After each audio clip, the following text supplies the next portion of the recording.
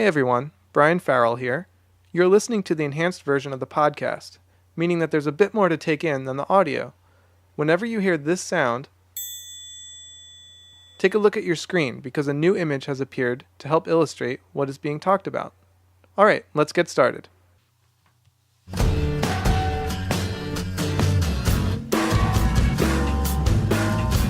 Rise like lions after us slumbering in greatly unknowable numbers through the blood that must ensue.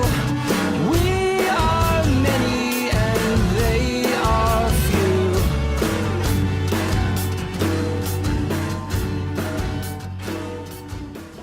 Welcome to We Are Many, a show about people working for change and how that work, in turn, changed them. For nearly 50 years, the Southeast Asian country of Burma was ruled by a military dictatorship. During that time, Burma, or Myanmar as the ruling regime renamed it in 1989, was one of the most isolated countries in the world, second only to North Korea. As such, the little bit we knew about life inside this country was gathered piecemeal by intrepid journalists, activists, and documentarians. You may, for instance, recall the 2010 Oscar-nominated documentary Burma VJ, which chronicled the work of dissident video journalists during the 2007 Saffron Revolution. Images of Buddhist monks, students, and other political activists leading massive street protests in Rangoon, the country's largest city and former capital, were seen around the world, as was the government's ensuing brutal crackdown. This may have been what triggered the regime's next move. In 2008, a new constitution was announced as part of a roadmap to democracy that culminated with the 2010 general elections. Then, in 2012, pro-democracy activist and Nobel Peace Laureate Aung San Suu Kyi, who had spent 15 of the previous 21 years under house arrest, was elected to parliament. Despite these advances, however, many critics see the changes as purely cosmetic and maintaining the supremacy of the military. Even Suu Kyi has said fraud and rule violations are continuing, if not getting worse. As these recent developments unfolded, I would often turn to my Burmese friend Tim A. Hardy for deeper explanations. I knew that Tim had fled the country as a student activist in 1988 during another massive pro-democracy uprising, but I didn't know his full story or how involved he had been in the protests. Here in the US, he has lived a pretty normal life.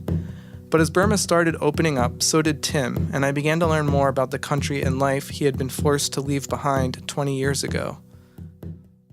Right now, Tim is actually back in Burma.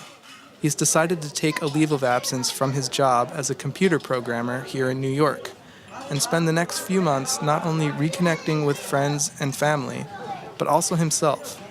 He's going to launch an ambitious new project targeting child labor and the lack of education, two rampant issues across Burma, but most evident in the country's ubiquitous tea shops, which serve as a sort of social and political hub in Burmese culture.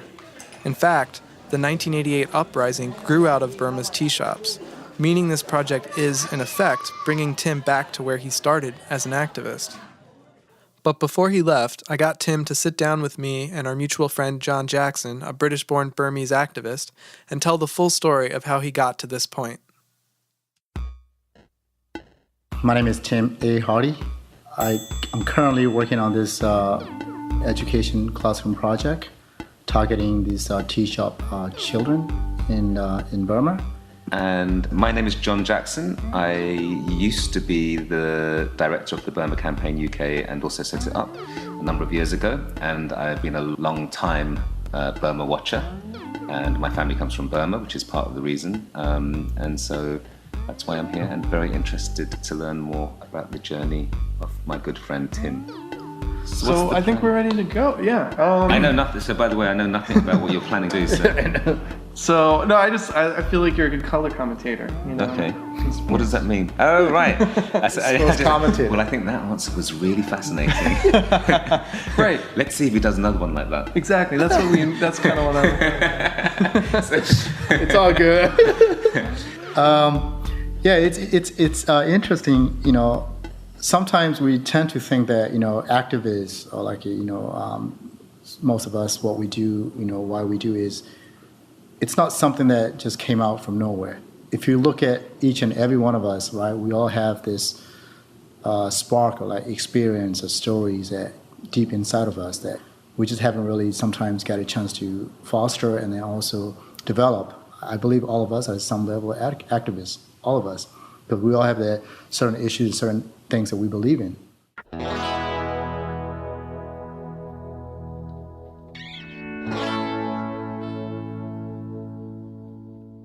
So my story is like a lot to do with my dad. I would say he was my role model, and then he is still, and then also someone that really, put that seed inside of me when I was really young, 11, 12. He made me read all these books about different activists, leaders, and politicians, histories. In the summertime, I hated it. I can't go out and play with other kids, and then he just made you read and then do math problems for the next level. Before that, you can't go out and play.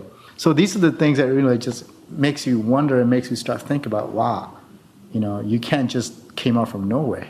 You have to have that sort of like a belief in the principles and the intention to help others and to do the good, good things.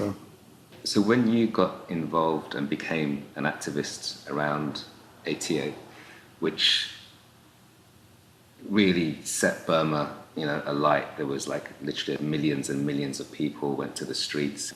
What made the chaos happen? What made the uprising happen? And then what led you bit by bit to get involved in it? At the time I was studying, at the Rangoon University. I was, just normal student, having a good time with my friends and planning to join the military.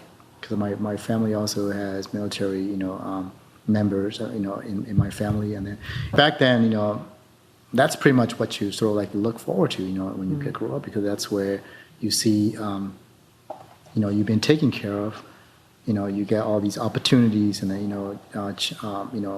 chances to be successful. So I even went to the military academy and trained to be an officer for 6 months. Like before the 88, all these things happened. One of my great uncle was a commander at the military academy. So I was trained with others, well-connected people's sons. We play football, we hang out, we just, every evening we just doing things together like normal kids, growing up. So when that happens, 88, so it's actually 88 movement started, it's actually in August 88, right? But the spark started in March 13th. That's when one of the students were shot and killed. The one I was talking about, T-shop incident started. So next day, we just heard that this happened on a different school. I just heard me and my friend, hey, one of the students were shot and killed by the security forces. So we tried to figure out what happened. And I found out that he was a friend of my friends, and that he was also the great student, good student, following through all these trainings and workshops that provided by the regime at the time. He was one of the good youth leaders. He was shot and killed. He shoot through the crowd, so he was unlucky. So when that happened, next day the newspaper, also newspaper, everything is controlled by the state. So there's no private newspaper or news agency or radio station. So news has a completely different story of what happened, what took place yesterday. So that's what really got me to like very angry and upset. It's like, you lie, how could you do this? Even though we knew that, all this news and everything that we read every day are all lies, but this is more personal to me. This is not what happened. I know exactly what happened to this student. I know how he was killed. Next day, we just didn't know what to do. We don't, Burma didn't have any organized civil society, organization, anything, no institution, nothing. The only institution you have is like military and then Buddhist monks. Those are the only two institutions that you have in Burma at the time.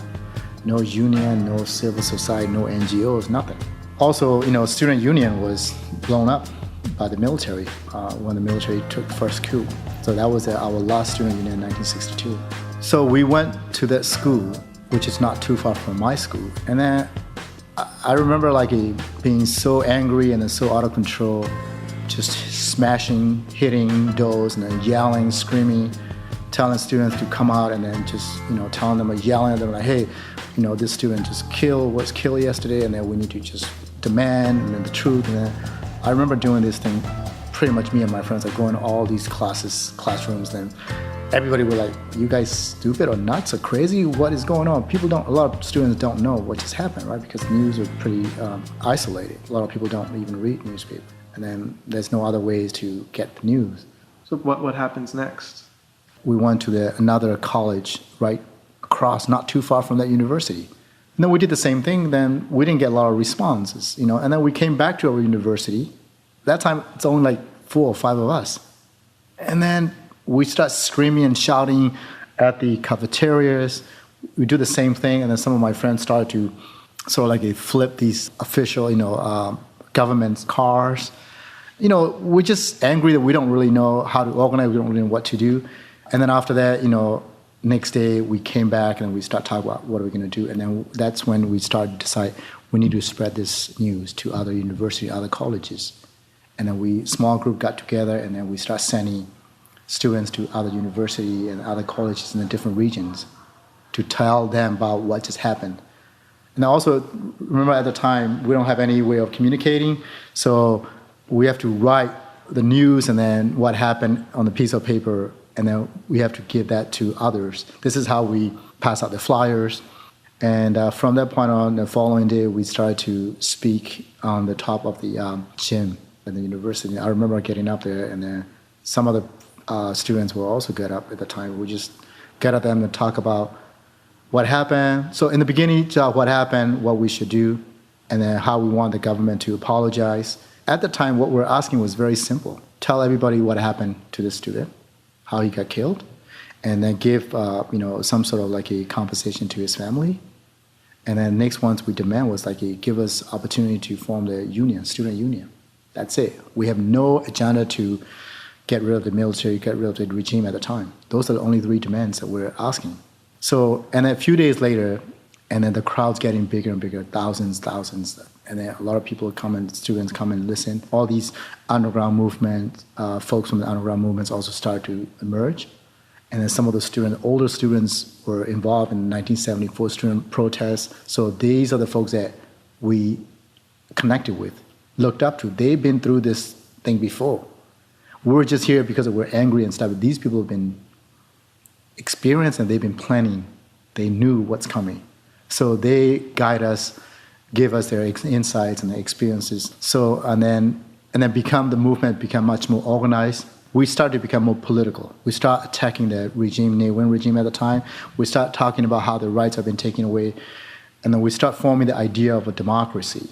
A lot of people are like, what is democracy? And I remember talking about those things. I remember all the books that I was reading by, forced by my dad, and then I remember writing my speeches before I even go to the school at the time. I remember I planned what I'm going to talk about today at the university, at the school. We start pointing out the reasons and root causes behind the current situation. And then we, connecting those dots and then connecting some political history that happened prior to that. So on that particular day, we heard the news that the closed-by universities, schools are also similar, protests happening within their own school as well. And they wanted to come and join us. So we're like, let's go out there and then welcome them. So we decided to march on the street, get out of the university campus. When we're about to connect with those from the other university, I remember that particular point, it's right by the lake, beautiful place, beautiful lake, right next to our university. I was right in the front row. When you look back with thousands of students still coming out of the university, you can look as far as you can. As a student, there were students filled, the whole street was filled with students.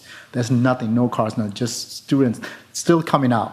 And then as soon as we get to the corner of the lake, we see the military coming to us with these guns and their armored vehicles and that sort of thing. And quickly they set up this barbed wires, and then so it blocked the whole street so we can't go connect with the other school. So I was like, oh shoot, this is it. The day has come, they're gonna just kill us. I was right in the front, shouting, screaming, and then, things that were just taking the whole crowd. So as soon as you see that, the guns and everything pointing at you, I was like, what's next? What are we gonna do if they start shooting? Now I remember looking at my friends, and they're looking at us, and we're looking at them, we're looking at each other like, what's next? We don't have anything. You can't run back. There's, the students are still coming out of the school. You can't run. This side is all lake, water. This side is all residential. So there's no exit, roads or streets. It's a perfect block for them to just stop us from this point and then this point, and then that's it. We're just pretty much caught up in between. Of course, we started to walk slowly because I was just maybe 10, about 20 feet away from the first line of, soldiers pointing at you with these armors. We knew that they shot and killed before many times, so I start thinking about this could be my last day.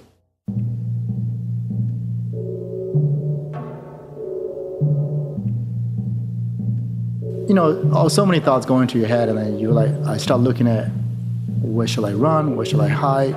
At the point, you can't just start to run because, there's thousands of students behind you. So that's something I was thinking that all of a sudden we get closer to these barbed wires that they put out.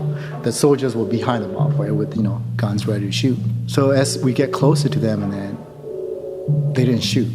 It's like, oh, okay, now we're here. What are we gonna do? So I was just like, all right, everybody just sit down, raise your hands. I remember shouting and then talking to these commanders, like, hey, we're just peaceful protesters, we don't have anything. Everybody raise your hands and then, start to sing a national anthem. Just sing national anthem because you were so scared. And some of them, most of us, sat down on the street, just full of students. After that 1, 2, 3 sounds, then the commander just yelled and said, who are the student leaders? What are you guys doing here? And then what's behind these protests, whatever, come and talk to me. We look at each other. We don't have leaders. Nobody's leaders here. We're just pissed off and they're angry, and then we just go and join the other group. We don't have anything. And then I remember that at the time, me and 2 other friends got up, and then so we went there, and then the commander was right in the middle where the barbed wire, and then he has his own bodyguards and then pointing at guns at us, and then so he was like, what are we demanding? What are we talking? Why are we here? It's like, we don't have anything. We don't have any paper. So I remember he pulled out my pencil, take out a piece of paper and wrote 3 things. After that, he was like, all right, fine. Let me just, talk to my, higher authority, whatever. He was with his, walkie-talkie, he was talking. And the 3 of us, I remember standing there and then in front of all these people. Then you have this military guns pointing at you, and we're like, what are we going to do now? So all these crazy thoughts happening. So one of the things I always just remember, I don't know if I should say now at the time, I was telling my friends at the time, a couple of my friends, let's get this guy. Let's get him. Not to do any violence, not to kill, just get him as a, we're going to have to use him and then turn this unit around. You mean persuade him to join you? Not persuade, kidnap him. All right. Kidnap him, and then just because growing up in this sort of politically highly political environment, my family and stuff, they always have this thought that my dad was always like, if you're going to do something, just go all the way, don't just stop in the middle. That's what my dad. So I was like, I can't stop here. This is not where we want to be. We have to take it all the way. But of course they're like, you crazy? We're here for nonviolent. We are gonna get killed. And then what were you thinking, right? It was crazy thought at the time. So, but of course my friends thought that it was crazy. And then the commander was taking a bit longer than we expected. So we're just standing there for a while. A few minutes later, then nothing really happened. And then when we look back, and then we start seeing students start to run, chaos in the back. It's like, what's happening? What is going on? And then as we look at it, so we start with, oh my goodness, they start to crack down in the back. So they bring in the security forces and police behind. So they stop us right here. And then they bring in forces from the other end, start beating them. At the back of your protest. So you had soldiers in front and soldiers behind. Exactly. And the lake on the side. The lake on the side. And then it just coming closer and closer to us, and then here we are, right in the middle of, with the negotiating with the military commander. And then we're like, oh, what the hell? We just have to, run. We got out of this, little spot where we were in the middle of the, inside the barbed wires, and we're like, let's just run. we run, like everybody just running for their life because they were coming from the back. You can't run, it's the military blocking. I remember running out to the lake, and I was like, when I got to the lake, I was like, oh shoot, where am I gonna go? You can't swim across the lake. And then you see all the students, they were pulling out of the lake, out of the water, and then just beating them up, and then dragging them. A lot of students was killed, and then arrested, many of them. And after ran up there, came back down, jumped over like a 9-foot, 10-foot fence. I don't even know how I got to the other side. Blood everywhere. Shoes were like all over, and then we're just pushing everybody off, over the fences, just get into these houses. And some of them are really nice. They took us in and they hid us in their houses. Some of them let us go through their, fences and yards, and we ended up on the other side. That's what happened on that night and on that day. And then, so because of that incident, next day we found out that a lot of students were killed. In that particular incident. That area used to call White Bridge. And then from that point on, that name became Red Bridge.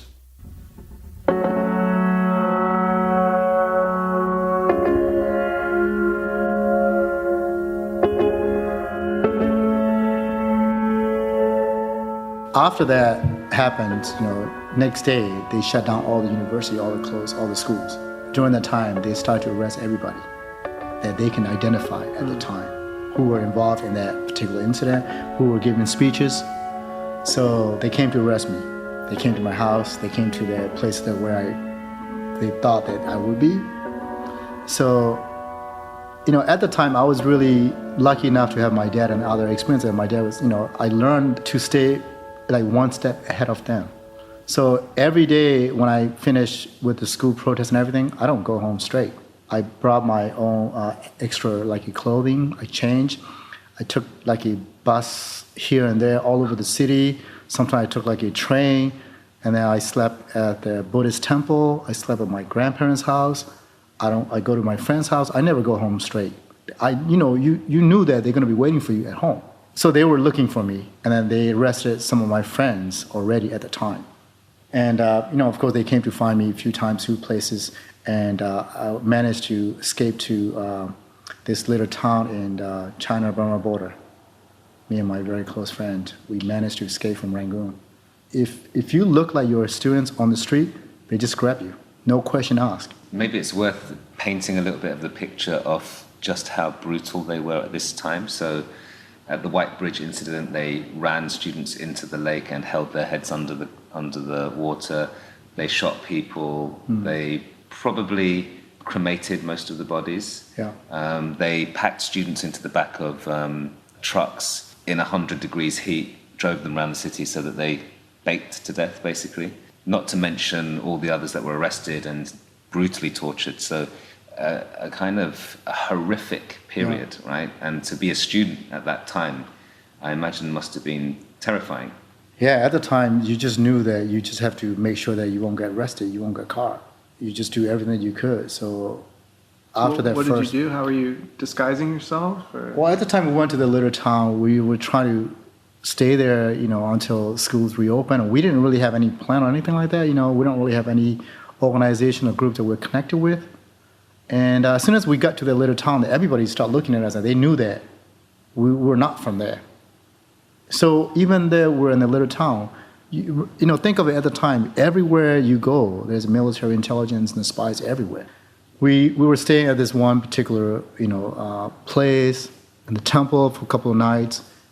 We're just switching around, and even then we know that we're not going to survive here. Sooner or later they're going to guard us, so we have to, me and my friend, remember, we went back to Mandalay, and then from there, we were up there for a few weeks, couple of weeks, and the schools reopened, and we came back to Rangoon, which is about 500 kilometers from where we are, and then came back, and then we started to regroup again when the school reopened again. So June, July was a very busy month for us. So this is started March 13, when the Poma was shot and killed, right? Started from March 13 all the way between school open and closed. And June, July came back, and then we went back again. At that time, a lot of students, all folks, all leaders came out already. And then students' unions were started to form in the different level and different groups. So I came back, and then, got involved again with the organizing, protesting, speaking out. And then they shut down the schools again. They had this military curfew the whole town. So from 6 p.m. to 6 a.m., if you're not supposed to be on the street, they will shoot and kill if they find anybody on the streets. So that particular night, I remember I was having dinner with my family, my dad and everybody was there. We're in the dining room. Around, after we almost finished in dinner, we hear noises from the living room.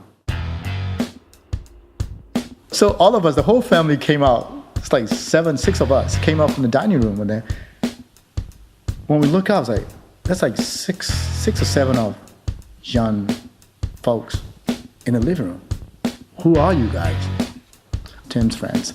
And then my dad looked at me he didn't see any response from me. And then he's a smart guy. He's a lawyer. He's been into this movement, in the movement for a long time. He knows exactly. After they go you guys are not his friends. And then finally they admitted, yeah, we just come here to talk to him and ask him a few questions about what happened and how he was involved and stuff. And then I remember seeing my mom's face was just no blood, and then I was about to cry. And then I was oh, this is it. And then my dad was he was a lawyer, so he realized that these guys don't have any warrants. There's no proper documents from there, for them to come and search and arrest me. And then luckily, they didn't recognize me because I didn't have any hair, and then I was completely bald, and then, So they didn't know you were standing right there? They didn't know I was there.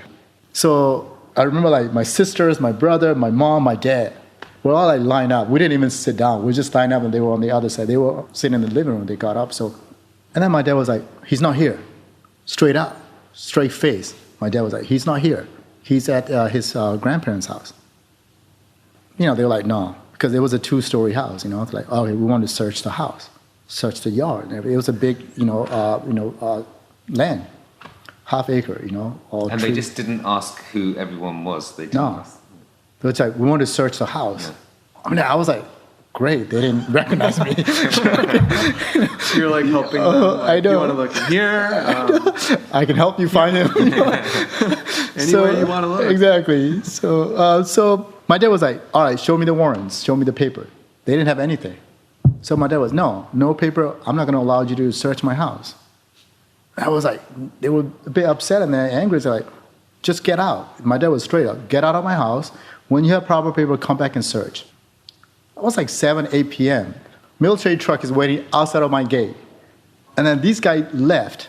And then after that, my mom started to cry, my sisters, and everybody said, what you been doing?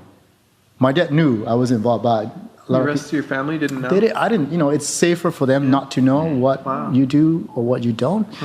So at that point, I was all freaked out. What are we going to do?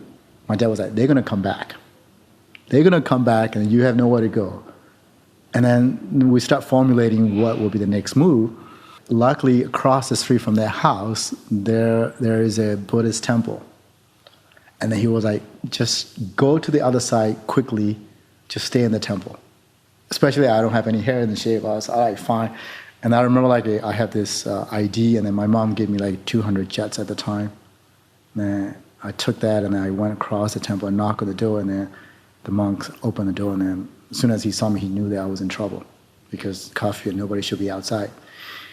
Took me in. He didn't even tell me too much about it. He was put on this robe, go sleep between these young monks. So pretend I was one of those monks in the temple. I was staying, and then around 11 or 12 o'clock, man, that was a nightmare there. I just never imagined. The military trucks came into the street. You can hear the whole neighborhood, the whole streets, they woke up. The dogs were barking. They were calling my dad's name with the loudspeaker. I was oh, shoot. And then, from there, I can hear everything. I can't see because it was, across the street. I hear people talking, yelling, screaming, and then, from my house. I was oh my goodness, this is it. So I told the monk, the monk, all right, let me just get out and then surrender. Because I was sure that they're going to take somebody from my family. That's what they do. Either my dad or my mom or somebody will be just taken by them. And then what they do is they ask you to trade, negotiate. Mm-hmm. You come out, and then we will return your, one of the family members. They have done it to, some of their students, So I was ready to come out, and then that monk he played a significant role in that. He was just telling me that, no, if you go out, this is going to be the end of you. That's nothing. You're not going to come back. You will be gone. You will be disappear. And then he started telling me his own story, and then it turned out that he was a student leader in the 1974 movement. And then he convinced me that even if that were happen in terms of they take one of my family members, he said, they have to return sooner or later. This is critical. This is important that you can't just surrender. You can't go out. You have to go on with this movement. You have to go on fighting. It was really scary and uncertain. I have no idea what I was going to do, where I'm going to go. I remember that night also it was raining. My heart was like pounding, and so many things just came to my mind. And then finally he convinced me to just stay there. And a few hours later, everything just so quiet down. I didn't know what happened. And then they left. So around 5 a.m., I was about to leave the temple. The monk was like, no, you don't leave from here. They're waiting for you outside. You go from the back door. So the back of the temple, there was like a water here, all, right here, neck, paddy fields in the middle of nowhere. So he was like, go across these water land, paddy fields. And you have all kinds of snakes and everything to you. Like, you go across. On the other side, he said, there's a cemetery. So you stay in the cemetery until like 6 a.m. And then after that, you just come out and go, because after the 6 a.m., the curfew is lifted. Around 4:30 or about 5 a.m., I remember I started to leave the temple behind, back door, very slowly, only to my head was like above the water. Even then, I don't know who's watching me. The military be watching me, and then they might start shooting me. There's so many things that I was like, if they start shooting me, you just don't really know what to expect. So very slowly, not to create any sort of like a, movement, any like sort of like a obvious, waves and that sort of thing. Very so. At the same time, I have to watch out for the snakes and stuff. And I got to the other side, and then I waited for like about an hour, less than an hour, and then 6 o'clock, and then people started to come out, especially shopkeepers, shop owners. That was a market right next to, not too far from the cemetery. So as soon as they come out, and then I just go approach to one of those couple of like old ladies, and they're helping carry their stuff. I don't know, they're like probably selling fish and stuff. So I just go, hey, let me help you, and then I just pretend I was one of them, so at least I will get to the market. So when I got there, and then I was like, all right, what's next? And at that point, I have no idea what happened to my family. There's nothing. I just left the temple not knowing what happened. I don't know. I was thinking like, they will take my dad because he has a history and everything, And then I was at the bus stop, trying to figure out where should I go. First bus came, I just got on the bus, turned out that the bus was going to downtown. So I got to downtown Rangoon. And at that point, I just realized I just have to leave this city. I have nowhere to go. I've been through pretty much all the places that I know of in the past 2 or 3 months. I'm pretty sure they know all the places that I would go. So when I got to the train station, I couldn't buy any tickets, because in order for you to buy a ticket, you have to show your ID. When you show your ID, they will know that you're a student and that you're done. So I figured out, snuck into the train. Train was about to leave. And then turned out that train was leaving to Upper Burma, to Mandalay. It's like, great, I have some family members in Mandalay. My dad's side of the family was from Mandalay. So that train took like 14 to 15 hours to get to Mandalay. Imagine I haven't slept for like a few days. I was in the train. And every time the train stops in a certain station, they have a police and official come to every single car. They check the tickets. They ask questions. If they're suspicious, they just take you out. So every time the train stopped, before the train stopped, I have to go to the bathroom and lock myself and then hide there. Imagine that this bathroom is so nasty and the smell is so bad, until the train leaves. And then when it happens, I have to move to another car, because, people in the car also start to notice that, hey, what's wrong with this guy? Every time the train stops, he disappears and come back. And then you don't know how many of them are informers and spies also. So every stop, I go to another car, and then I do the same thing. That was in the morning, and then in the middle of the night, 10 p.m. or something, arrived to Mandalay. And then I went to my aunt's house that night, knocked on the door, and as soon as they saw me, they're like, oh, you can't stay here. They knew right away that I was in trouble, because there's no baggage, there's no bag, and I'm not just coming to visit you for like a 15 hours train ride. And then they were like, okay, you can stay here for one night. That's it. Next day, you're going to have to go somewhere else. Because if you have someone that, you're helping them, you go to prison. They'll come and arrest you. Even though you're relatives, they're very scared. Everybody was scared, So next day, they just took me to this remote temple of nowhere, across the river, up in the mountain.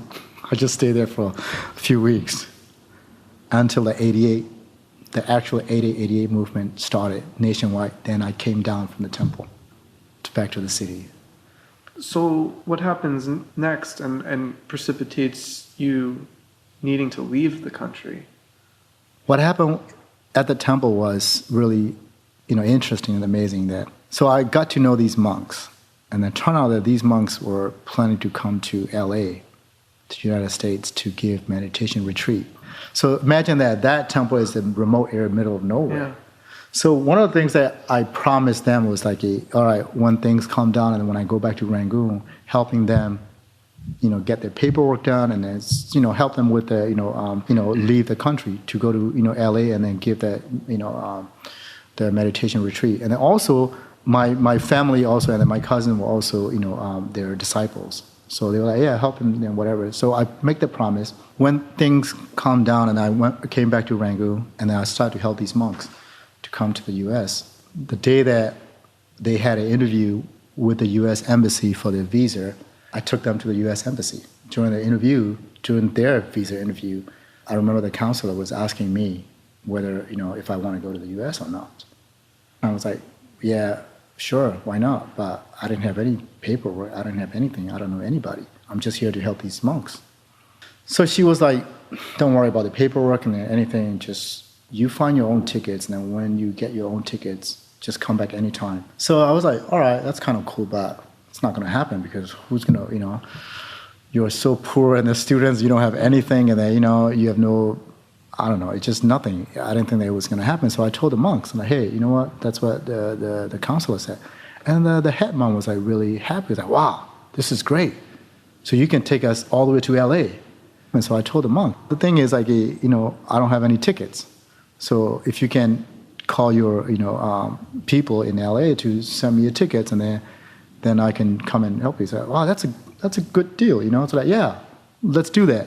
So he did that, and then he called, and then these people sent, tickets for me. And as soon as I got the ticket, it's funny. There's a telegraph. The ticket confirmation came in about 9 a.m., 10 a.m. in Burma, in Rangoon. And the plane was leaving like 2:30 or 3 p.m. on the same day. So as soon as I got the confirmation, I printed out. I went to the U.S. Embassy. She was like, boom, boom, boom. All right, you're good to go. I was like, I have no idea what it was and what's going on at the time. So I was like, all right, I got my visa, I got my passport, and then. So that day, I remember like around 11 a.m. I came out of the U.S. Embassy, and I phoned my mom. Mom, I'm going to the U.S. today. Around 3 o'clock. Can you pack something for me to meet me at the airport? And then Mom was like, how could you do this? And then you always very, been like secretive. You didn't tell me anything. I'm your mother, how can you do this? You're leaving us and then you're going to the U.S. and you didn't tell us ahead of time. I said, Mom, I just found out. She was like screaming and yelling, and then finally the whole family came to the airport because I didn't have time to go home and then pack and even take a shower. I just from the embassy I went straight to the airport, and I met up with my family, and I picked up the luggage or the bag, that whatever they put in that bag. Got on the plane, and at the time the Burmese government gave me $12 to leave the country. So arrived to LA, spent like $2 or $3 to buy pizza. I was so hungry. And when I actually arrived to Was that the first time you ever had a pizza? Of course. Was it good? It was very delicious. I was like, what is this thing? And you didn't speak English? Well, I can communicate a little bit, not quite, but broken English. So I was staying at the temple in LA for a couple of months, and at that point I was thinking about, all right, I'm gonna just chill out here, and then when the schools reopen, I'm gonna head back, and then continue, and then continue my school. You mean going back to Burma? Yeah, because no idea, no plan, nothing, and just hang out, and then safer for me, A couple of months later, my mom was like, don't come back, things are not safe for you, and then schools are still closed. And then, she asked me to, maybe just fine if you can go to school, learn something, Then I went to ESL school, like a high school, nighttime, learn English. And then I started to learn computer then. How were you surviving in terms of money? No money, because I was living at the temple. I didn't have to pay, it was very helpful. And then my mom, sent some money here and there. A few months later, I got a first job at the gas station as a cashier. I made like $4 an hour or something like that. I was so happy to pay cash, and then after that, mom's like, Mom, I got a job. I'm okay, Yeah, after that, I went to adult school, went to community college, not really understanding the school system either. I didn't know what the quizzes were. I didn't know what the midterms, what is midterms, what's the GPA stands for, It was interesting, though. Took me like a few years in the community college. I thought that community college, that's it, you will get your like a bachelor degree that you're done. It's like, no, this is only for AA degree. What is, So the whole thing was a learning process, hanging out with some gangsters in LA. Got involved in a couple of drive-by shootings, all kinds of stuff. Yeah, so many things happened in the first few years because I didn't know anybody, I just go along with whatever comes, And and then finally transferred to four-year college, Cal Poly University. Which is a really good school. Which is really good. I didn't know that was that great at the time, And I picked up computer science because, my language, English skill wasn't that great. So I wanted to learn like either political science or like a law, that sort of thing, but it was not possible at the time. So I picked up computer science, less, language and interactions, just more talking to the computer, So that's how I graduated. Went to San Diego, went back to school, got my master's degree, computer science. And I was going to go all the way to study, PhD and then teach. Then 2007, the monks' protests took place. And at that point, I was finishing up my master's thesis, and then I dropped everything and then went back into the movement and then started organizing, speaking out in San Diego about what happened with the monks' protests, and then drawn back into the movement. Was that the first time you were political again after all that time? Again, after all, I was pretty much disconnected, and then I was focusing on my school and then survival here, And you never, up until that point, had gone back to Burma? No. You were just in touch with your family by phone? Not even the phone, so expensive. Writing like a big old, good old like a snail mail. Was it hard learning about things you were missing back home? And at the time, I didn't think that I was missing much because, communicating through my parents, my friends, and, things happening. The military came back and took control, so everything went back, So I didn't feel like I was missing anything, even though the movements and things are happening underground at the time. Everything went underground. The students left to the, go to the border and formed the student army. Things happen outside, along the border. Here, all these things are happening, but, try to figure out whether I should reconnect with them or I should just focus on my future and then maybe, do something after I finish my, own career and everything, education. So I decided to take that path instead of went over to border and then joined some of my friends,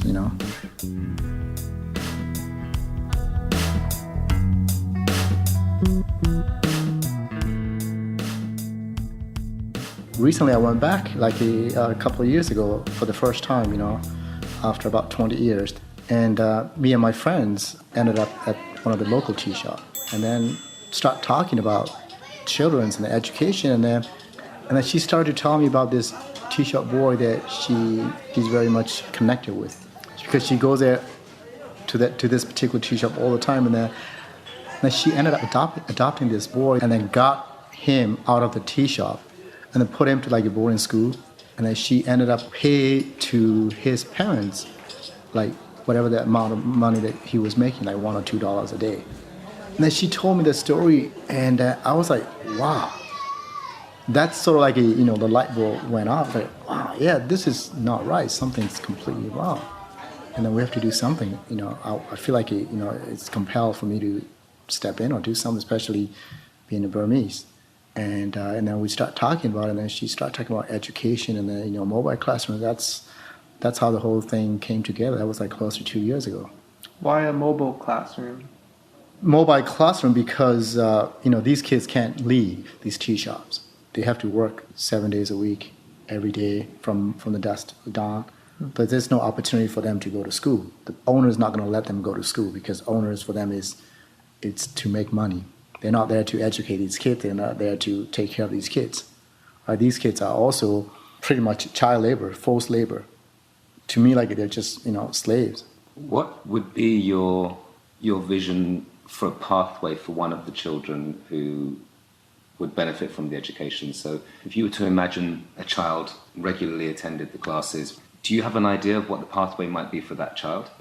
The first step is still 2 hours a day, bringing them to the bus, providing their basic reading, writing, and the English, math, and Burmese, and also providing them with other critical thinking skills, rebuilding their self-esteem, because these kids came from pretty devastating and broken family, and as well as the environment they were in, all kinds of abuses and everything. So next level will be to somehow either work with their owners or even set up our own tea shop businesses to reduce their hours. That will be like a more practical next step so that they can spend more time in public schools or other larger, more comprehensive, education institutes and schools. And then from there, provide them with more like a vocational education or like the skills or trainings based on their interests so that they can provide for themselves as well as then take care of their family and their parents. And then from that point on, it's more like a leading all the way to like their long-term sustainable future development. So this is going to be a critical part of transition as well, even though currently we have a new quasi-civilian government that leading through this transition process. To me, it's like a true and sustainable transition is not going to be successful without having a proper education.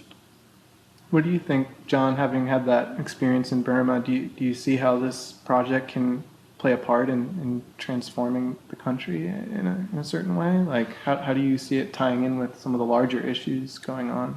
I think it's fascinating because it also is an indicator of how things have opened up to some extent, because this kind of project would have been impossible to even think about just a couple of years ago.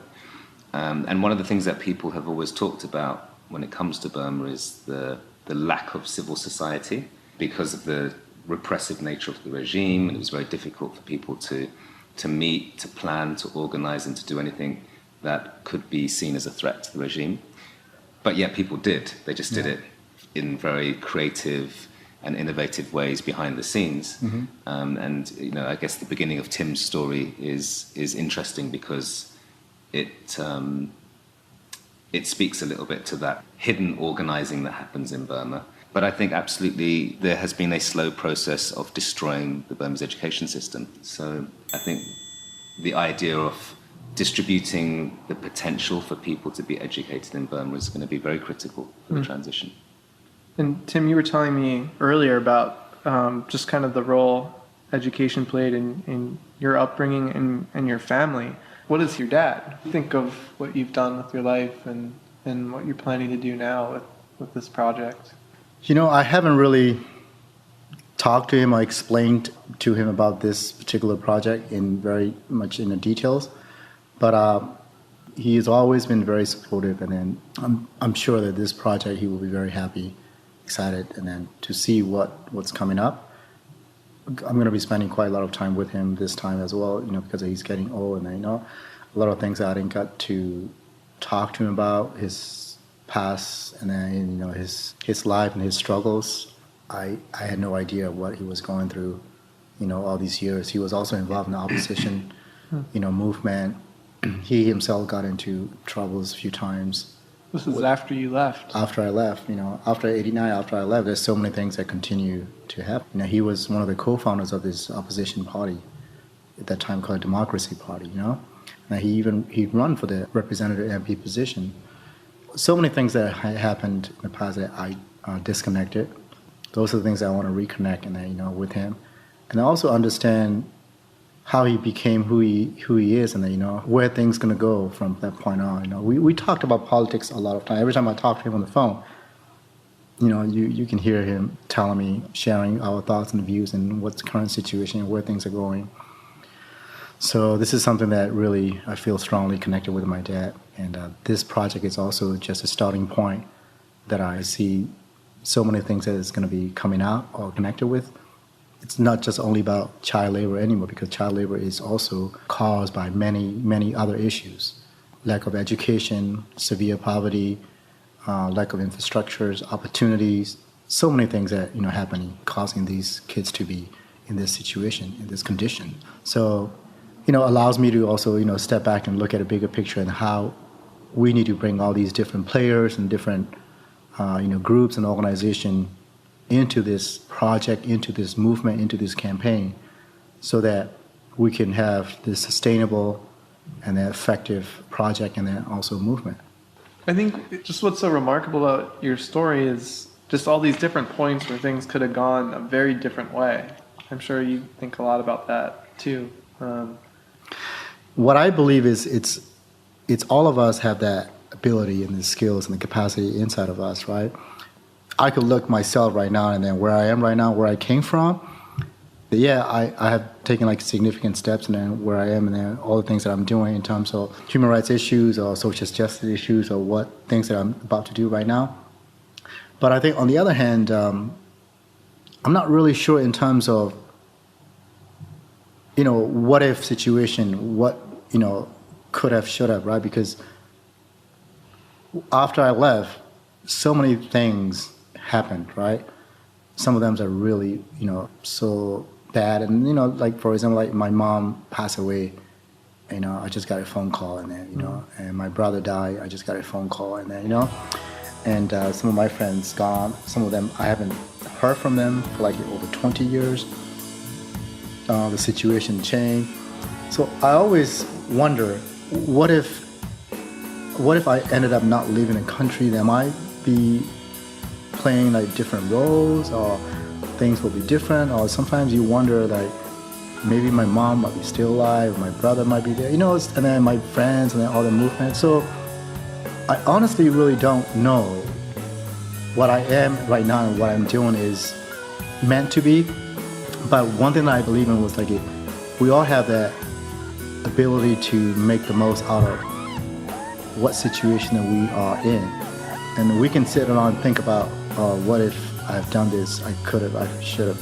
Instead of that, I think what I have done is I just try, do my best based on the situation that I'm in. Even that situation is not ideal situation for me. It was devastating for me, especially all these, bad things happened way back in Burma that I could not be there. I can't do anything from here.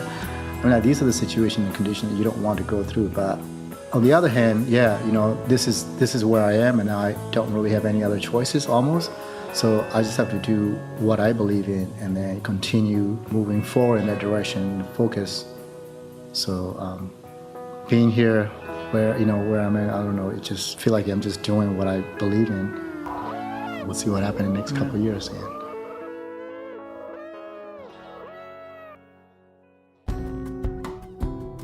Tim has now been in Burma for over a month, and based on his Facebook updates, things are going well, if not a little slow. In one of his first dispatches, he said he was definitely witnessing the decades of military rule that left the country one of the poorest in the world. In the city where the project is launching, there are 24 tea shops, staffed by 225 employees, about 90% of whom are children.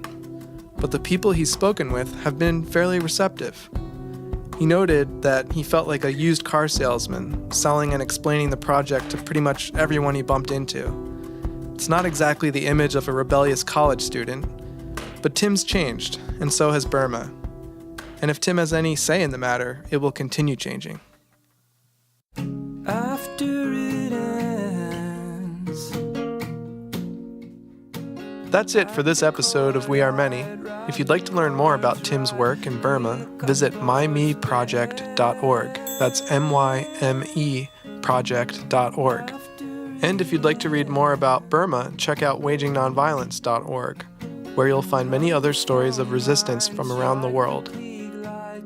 Special thanks go out to my color commentator, John Jackson, audio engineer, Dave Tadashore, and musician, John Vanderslice, whose music you heard throughout this episode. I'm Brian Farrell, and thank you for listening.